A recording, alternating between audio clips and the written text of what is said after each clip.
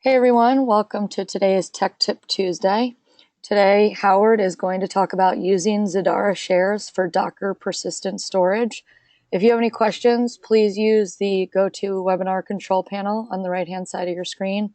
Type a question and we'll get to it either in the middle, right then and there, or we'll wait and get it at the end, but we'll definitely answer any questions you have. So without further ado, here's Howard. Yeah, hello everybody. Today we're going to go on episode number 24 and we're going to talk about Docker persistent storage.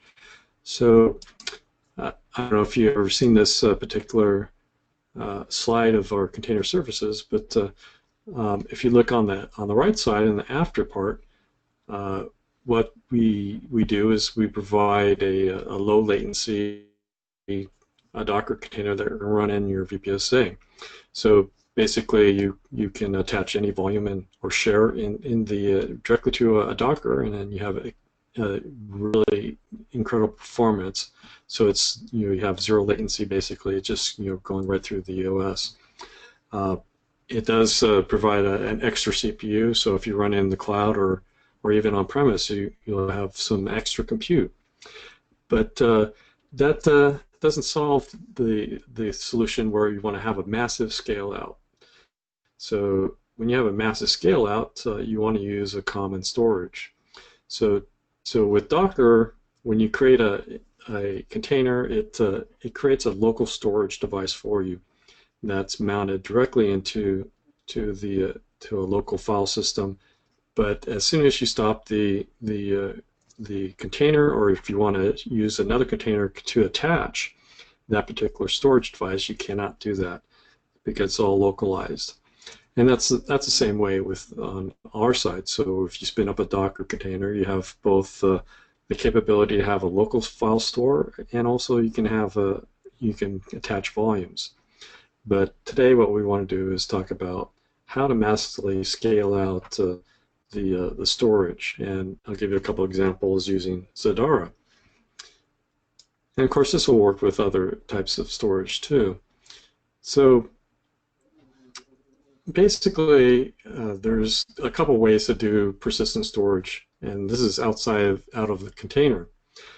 So if you use a normal NFS mount where you have a NFS share and you mount it to a local mount point, you can then on the second line here you can do a Docker run and map the local mount point, which is going to be a /mount, for example, and then you can mount it to any particular Docker mount point inside the container. And then you get the last parameter is the Docker image you want to run. So for example, here we have a Zadara MySQL database. And now this is a container you can run directly on a VPSA. But what we'll do is we'll run that on an EC2 instance. So I already have this particular mount point set up. So mount test MySQL, and what we'll do is we'll map into var lib MySQL. Now the /var lib MySQL, that's the default location where databases are stored. And what this will do is that when you create a database, it's going to be stored directly on the VPSA under this mount point. And let me share my screen right here. And show you exactly what I'm talking about. So here I have a Docker file here, and you can see how this mapped to the MySQL data directory is in here, MySQL data, and this is all configured directly for a VPSA. And we have this in our Docker files as we showed last week. But when we start up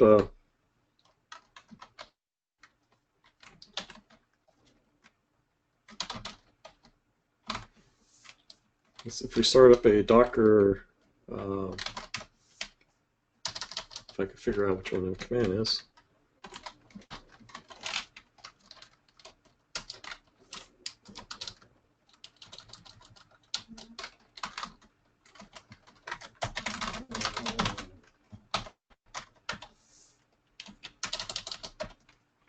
So if we start up a Docker, there's a lot of commands here. So for example, if I want to run this on a particular EC2 instance, I would do a Docker run and give it a port, and then give it a MySQL port, and go ahead and do it that way.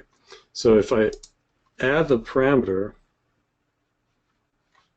just to add a volume, I can map that in directly.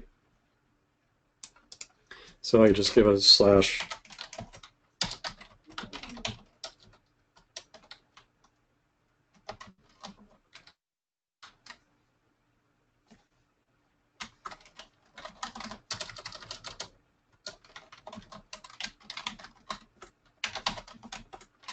and then I can give it var lib,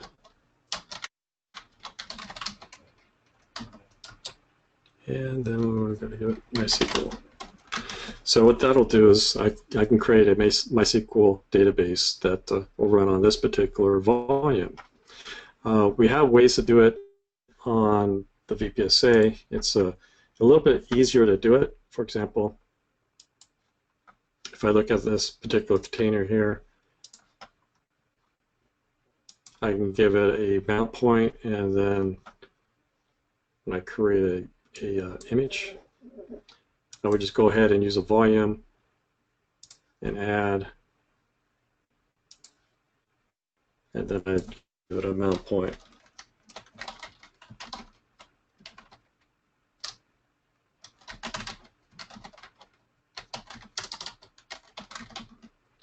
So that's supported both ways. So there's two things that's good about this. Now I have, if I use the same mount point, I can access the data directly through the Docker running in a container on the VPSA, and I can also use the same mount point that's shared by the EC2 instance, and that'll scale out to however many EC2 instances you want to run.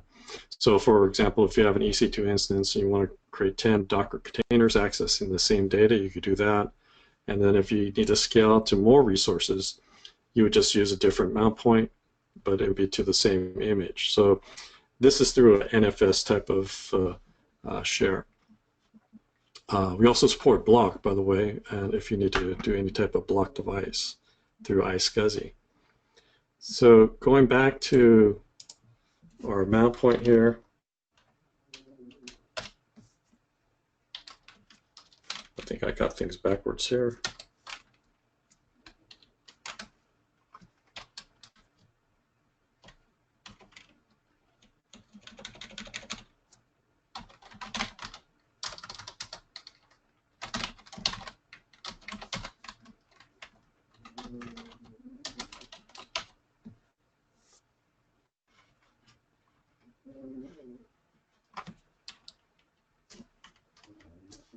Well, I have something wrong here with the syntax.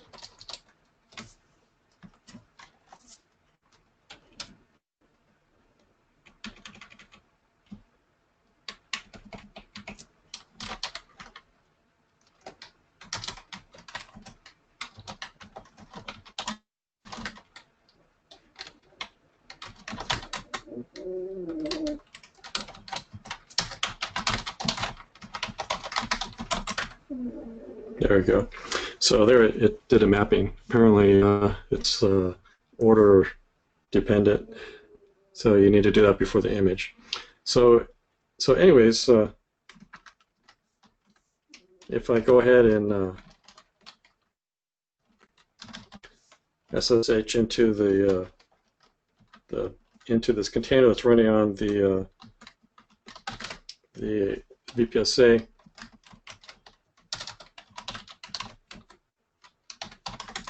that would be the mapping here, where it created a data and a log file here. And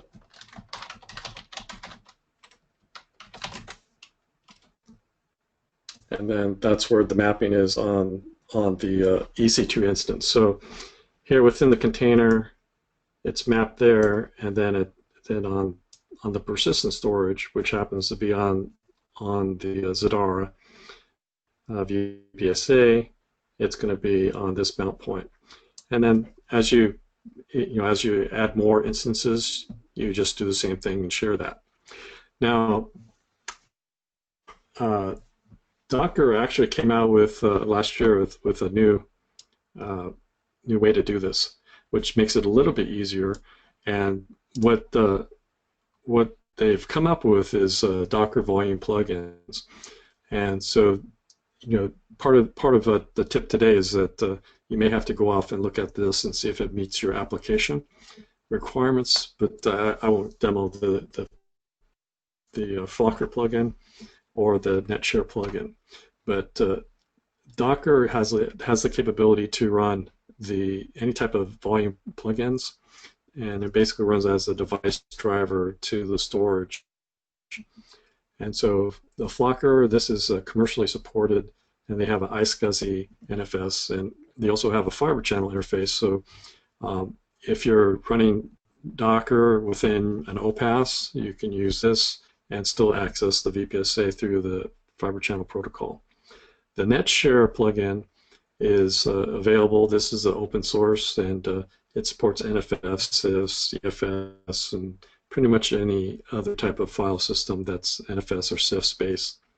And these work very good for scale out. Hey Howard, does Zadara have a Docker volume plugin?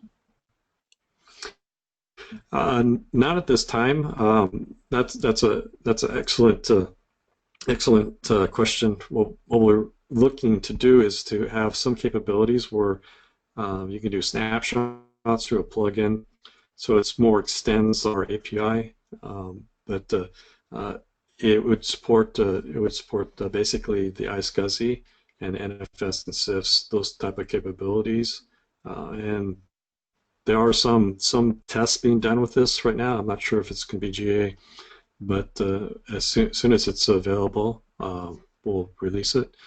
And another thing you could do is, like, if you need to do any type of snapshot, it's going to be all integrated with your application. So it'll be a very nice plugin or extension on Docker. Great, thank you.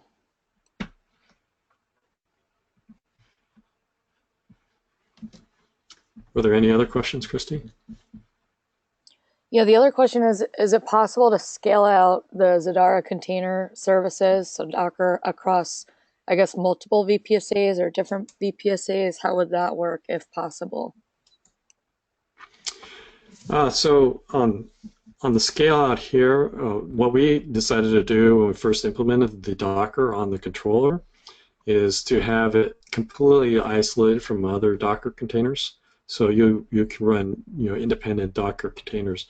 There's no orchestration layer in between here or between multiple VPSAs, because VPSAs by their nature they're virtual private.